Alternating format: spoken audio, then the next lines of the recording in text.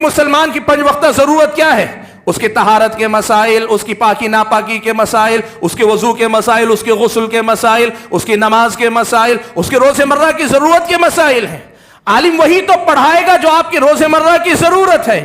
آپ ایران کی بات کریں، توران کی بات کریں، افغانستان کی بات کریں، امریکہ کی بات کریں، آپ کو اپنے صبح و شام کے مسائل معلوم نہیں، استنجا کرنے کا طریقہ معلوم نہ ہو تو پھر اسے علم نہیں کہتے، اسے جنرل نالج کہتے ہیں۔ انسان کی ضرورت جنرل نالج نہیں، انسان کی ضرورت علم ہے کتاب و سنت کا۔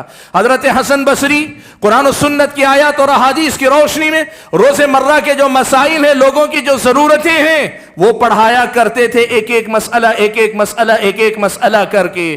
اب یہ جو فلسفے کا چسکا لگا ہوا ہے، یہ جو عقلی ورزش کا چسکا جس کو لگا ہوا ہے، اب اسے حسن بصری رحمت اللہ علیہ کی باتیں پھیکی لگنے لگیں تو واصل ابن عطا نے کیا کیا؟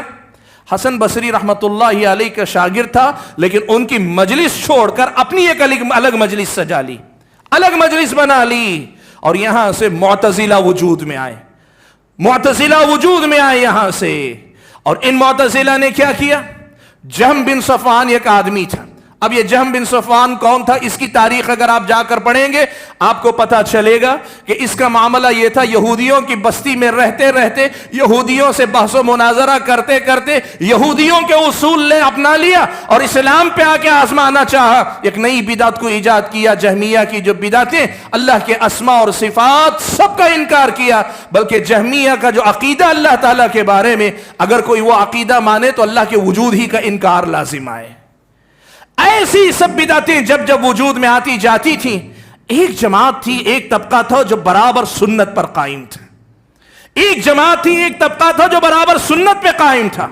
یہ خوارج کی بدعت کے بھی خلاف ہے، شیعہ کی بدعت کے بھی خلاف ہے، نواسب کی بدعتوں کے، ناصبیوں کی بدعت کے بھی خلاف ہے، قدریہ کی بدعت کے بھی خلاف ہے، جبریہ کی بدعت کے بھی خلاف ہے، معتزلہ کی بدعت کے بھی خلاف ہے۔ اور آگے چل کر دوسری صدی کے آتے آتے صوفیہ جو ہیں، یہ صوفیہ کا بھی ایک طبقہ وجود میں آ گیا۔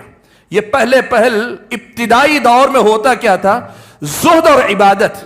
جیسے اللہ تبارک و تعالیٰ نے کسی بندے کو اللہ کی راہ میں خرچ کرنے کی زیادہ توفیق دی، کسی بندے کو اللہ تعالیٰ نے ایسی ہمت اور حوصلہ دیا وہ اللہ کی راہ میں جہاد ہی میں لگا رہا، اور کسی بندے کو اللہ تعالیٰ نے عبادتوں کا شوق اور اس کا چسکا اللہ نے دیا، وہ عبادتوں میں زیادہ رہنے لگے۔ صحابہ میں ایسے ضرور تھے کہ کسی کا نام جہاد میں بہت زیادہ، کسی کا علم حاصل کرنے پھیلانے میں زیادہ، کسی کا عبادتوں میں بہت زیادہ، یہ سب کچھ